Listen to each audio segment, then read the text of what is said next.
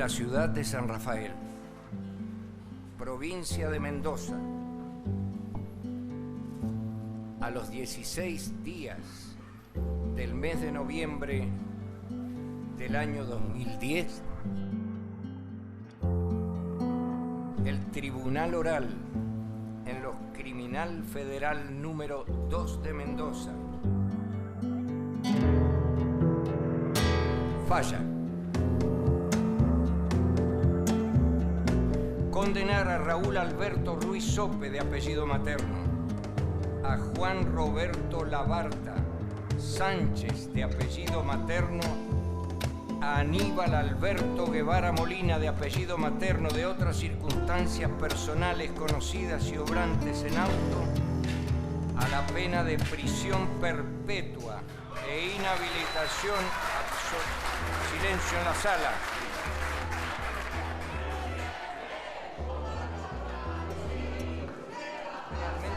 Responsable de los delitos de privación ilegítima de la libertad agravada por el uso de violencia y amenazas, con el delito de imposición de tormentos agravada por la condición de perseguidos políticos de las víctimas, con homicidio calificado por alevosía y con el concurso premeditado, en relación a las desapariciones forzadas de Francisco Tripiana, Roberto Simón Osorio, Pascual Armando Sandoval y José Guillermo Verón, calificándolos como delito de lesa humanidad, revocando la excarcelación y ordenando su inmediata detención.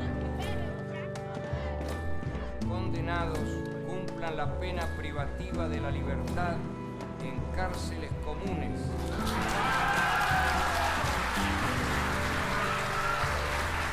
Silencio en la sala. Pertenecientes a las unidades del Servicio Penitenciario Provincial o Federal,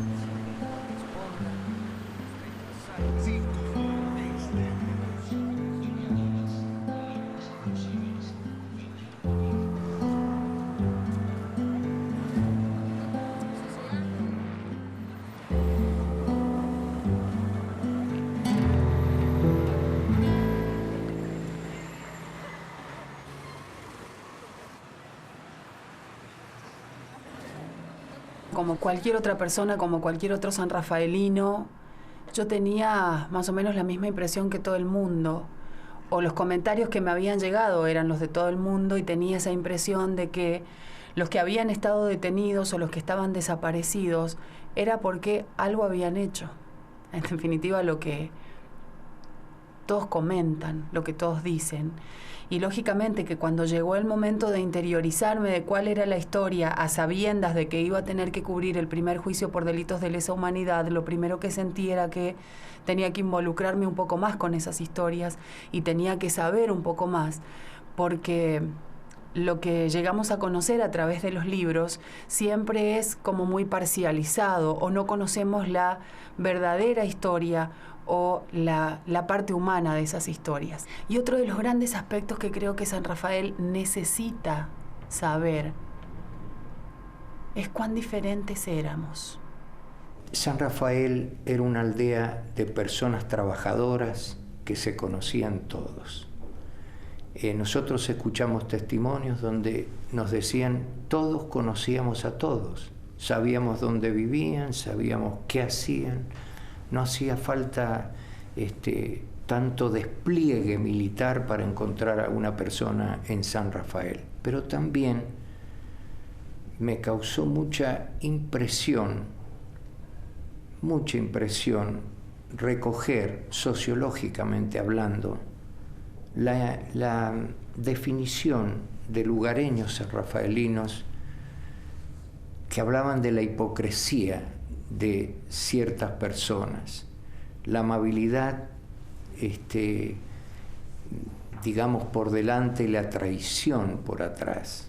Descubrir que habían 8 centros clandestinos de detención, 37 desaparecidos, un montón de detenidos desaparecidos, y que San Rafael había funcionado como el epicentro de todo el terrorismo de Estado en la zona sur.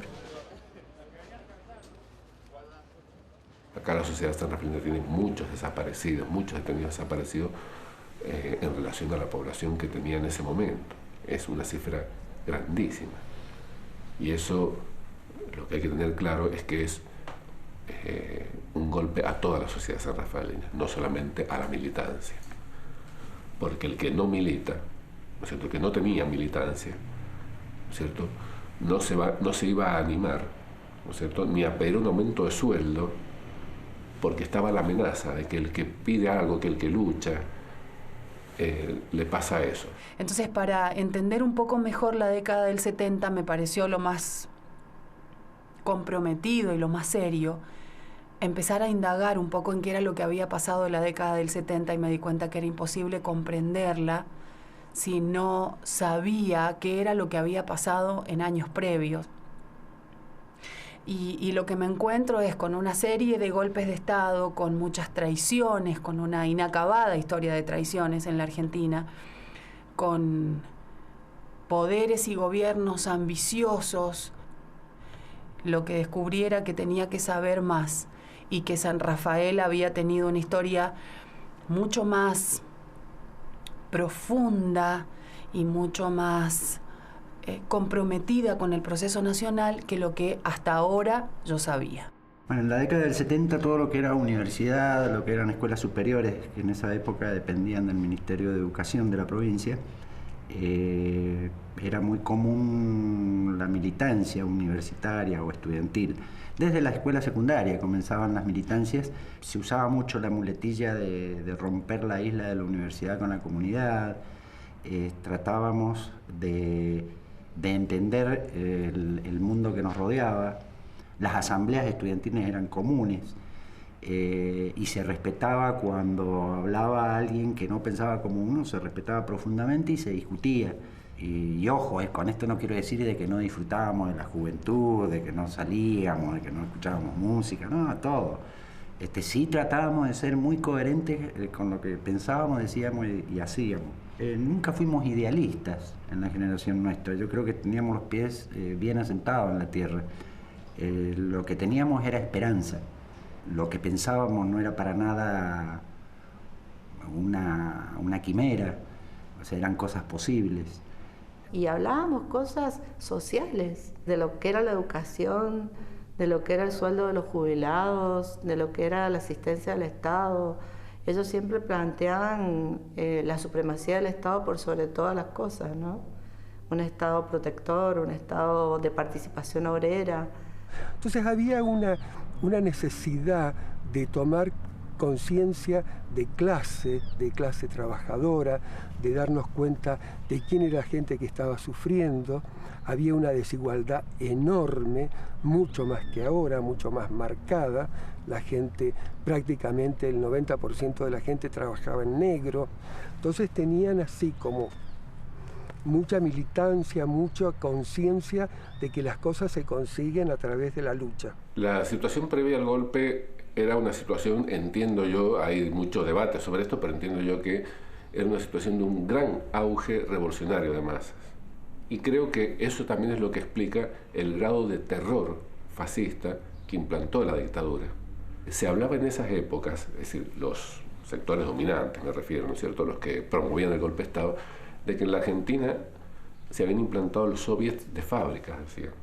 Ellos lo decían alarmados, que en realidad eran todos esos cuerpos de delegados, comisiones internas que fueron avanzando y desarrollándose en el movimiento obrero, que tuvieron quizás una máxima expresión en la provincia de Córdoba, que era un gran centro industrial en esa época, ¿no? Con una CGT clasista, ¿no es cierto?, que estaba René Salamanca, secretario general de ESMATA, Tosco, de Luz y Fuerza, Atilio López, de Unión Tranviaria Automotor, que dirigían la CGT de Córdoba.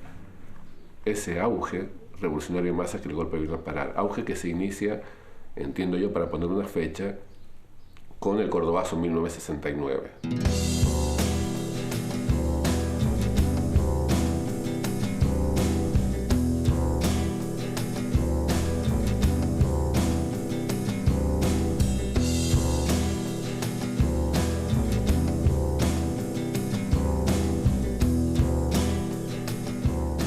Se produjo produce un acontecimiento que fue un quiebre en el movimiento social de la Argentina, que es el cordobazo, donde hay una integración entre la clase trabajadora y los estudiantes.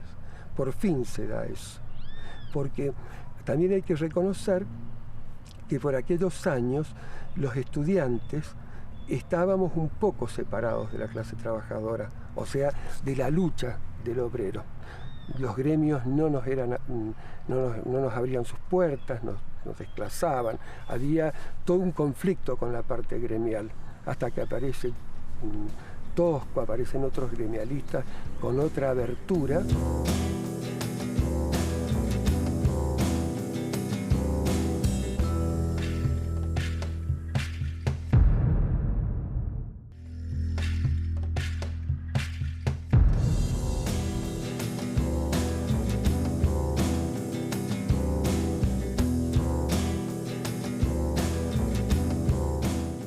Esa gran lucha obrera y popular que conmovió no solamente a Córdoba, no solamente a la Argentina, sino a toda la región. Hasta tal punto que se han encontrado años después, por ejemplo, pintadas en Estambul, en Turquía, que dicen "Viva el Cordobazo". Es decir, dentro de la lucha del pueblo turco contra su gobierno, reivindican el Cordobazo como un camino a seguir, que le siguieron muchas luchas, ¿no es cierto? Tucumanazo, bueno, estuvo el Rosariazo también, el Mendozazo, que fue ese gran auge expresado en la provincia de Mendoza, ¿no? También allí nosotros, por ejemplo, participamos como estudiantes. El movimiento estudiantil se movilizó junto al movimiento obrero, a los docentes, que fue una de las fuerzas que confluyeron en el Mendozazo, los maestros primarios que venían de una huelga por tiempo indeterminado y confluyeron en la lucha ese día, que se unificó alrededor del no pago de las tarifas de luz, que habían sido exorbitantemente incrementadas, y después le siguieron hechos como en el sur de la provincia de Mendoza, el Malarguazo, donde el pueblo de Malargüe, con sectores también del comercio y la pequeña industria, se sublevaron contra el interventor militar y generaron un gobierno propio, ¿no es cierto?, desconociendo la autoridad militar de la zona. Duró muy pocos días, pero era expresión de ese auge, que pasó a un plano superior después de las elecciones del 73. ¿No? La situación interna dentro del justicialismo era dual, ¿sí? Estaba dividido en dos grandes partes: el justicialismo revolucionario, o lo que se conocía como la juventud peronista revolucionaria, asociada al peronismo auténtico, al partido auténtico, y otra parte de la juventud peronista también no revolucionaria, que se denominaba Organización para el Trasvasamiento Generacional.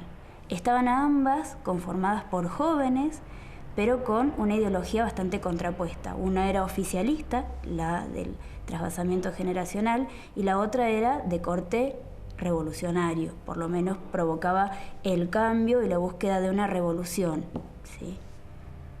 Una era partidaria del gobierno de Isabel Martínez de Perón y se vinculaba con la antigua Guardia de Hierro.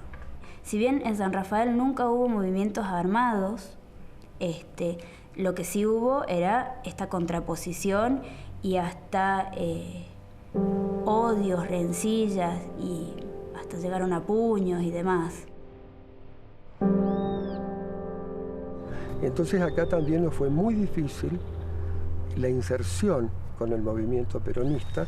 Solamente Martínez Vaca es el hombre de aquella época que da una apertura a la juventud peronista, que en el país estaba creciendo de una forma impresionante. Una época maravillosa porque gana Martínez Vaca en Mendoza y Cámpara en Buenos Aires. Nos sentíamos sumamente felices, nos dimos cuenta de... Es decir, casi fuimos tan ingenuos que entendimos que ya prácticamente se hacía la revolución. Había ganado Allende en Chile, que Allende era maravilloso. Entonces se veía venir en Perú también un movimiento, en Nicaragua. Así que esa época fue muy linda, colaboramos mucho con Martínez Vaca. Yo ahí me voy de San Rafael porque me voy a trabajar con él en el gobierno de Martínez Vaca. Había toda una propuesta muy interesante, muy linda, de la cual nos duró poco, porque enseguida dentro del partido, por supuesto, había mucha oposición. Bueno, y aparece toda esta cosa que se empieza a ver poco a poco, el crecimiento de de López Rega, la AAA, y bueno, todo eso hace que obviamente a los pocos meses Martínez Vaca es destituido del gobierno, a nosotros nos echan a todos como chicharra del ala, desaparecemos y ya se empieza a sentir ahí la sensación de frustración. Ya empezamos a sentir de nuevo la persecución, los desaparecidos, la AAA fue siniestra. La AAA fue siniestra porque además estaba integrado por compañeros que sabían de nuestra vida, entonces eso hizo que fuera mucho peor.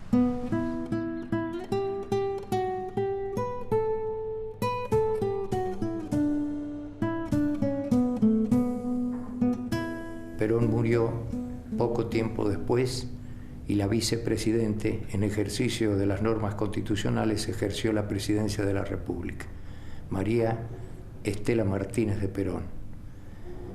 Es ella la que firma los decretos de aniquilamiento, no de los subversivos, sino del accionar subversivo, y da pie a el plan desarrollado en Tucumán, denominado Independencia. Entonces, en Argentina, dentro de esa dinámica, el avance importante que habían tenido los sectores populares, no nos olvidemos también que se produjo el Rodrigazo, que fue un golpe importante donde tiene que irse López Rega del país y donde se critica seriamente el Rodrigazo, la política económica que va teniendo el gobierno. Se pide que se tuerza el rumbo de esta política económica. El Poder Ejecutivo, en ausencia de la Presidenta de la Nación, que estaba en la Cochinga, con las esposas de los 3 comandantes de jefe, y estaba a cargo del gobierno provisional, el doctor Italo Luder, firmaron los 3 famosos decretos. Eso expresaba tácitamente la eliminación de todos los elementos subversivos. Eliminar tiene un solo contenido, es la destrucción de todo elemento, y todo elemento también son los seres humanos. No siendo suficiente esto, derrocan a la presidenta a 9 meses de las elecciones e instauran un sangriento periodo de dictadura.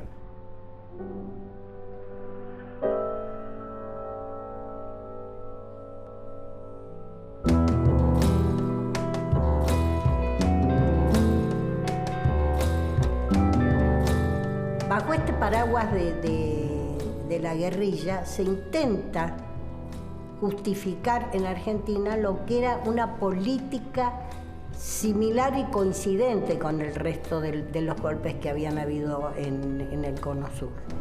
A raíz de eso era como consecuencia de un plan perfectamente elaborado del orden nacional de ir generando una creación de una conmoción interna del Estado.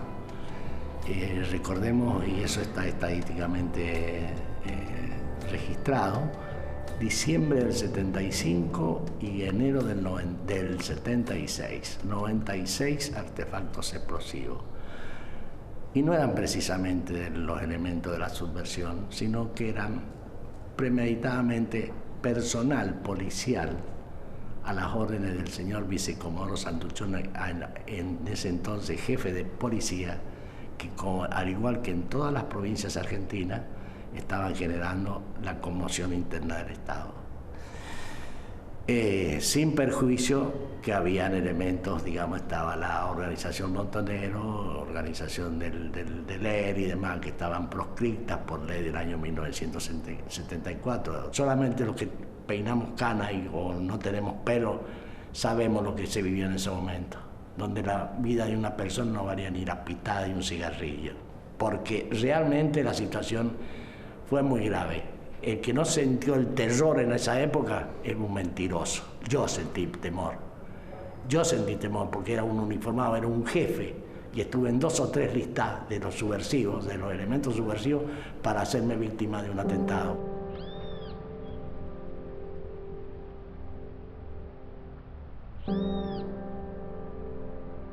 Muchos, parece, fueron traicionados con una sonrisa o con un abrazo.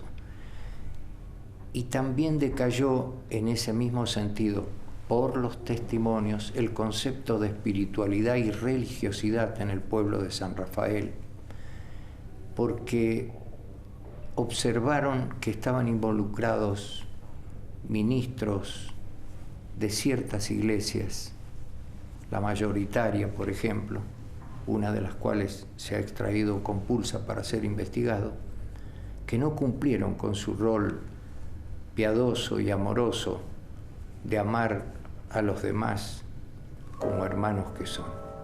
En San Rafael estaba a cargo de la diócesis de San Rafael, Monseñor León Kruk.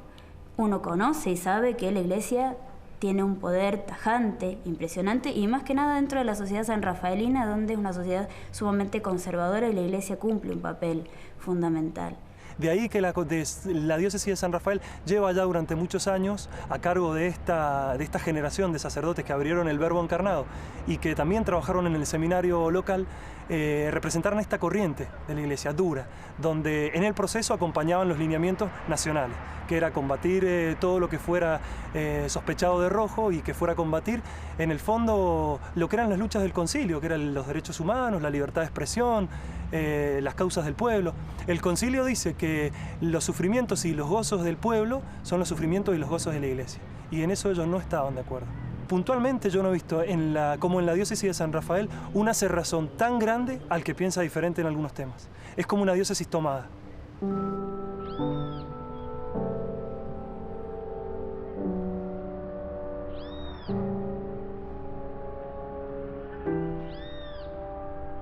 Siempre se dice, la historia la escriben los que ganan.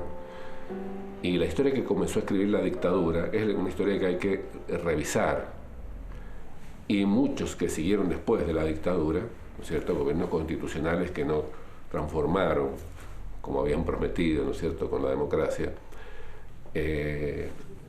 no han hecho nada, ¿no es cierto?, no hicieron nada en su momento por cambiar esa versión histórica. Por ejemplo, que la dictadura fue aceptada, que tuvo consenso, que el pueblo argentino miró para otro lado, etc.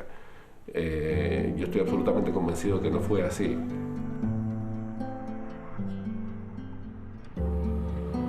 Había, como existe todavía, mucha discriminación. Y el empobrecimiento nuestro hacía que no pudiéramos participar de la escuela porque teníamos que ir a trabajar. Cazaba el cajón y me iba a lustrar los zapatos al centro. Y bueno, eso alcanzaba un poco para vestirme a mí, un poco para ayudar a mis viejos. Y ocupábamos tiempos en cosas que realmente eran retardatarias para la familia.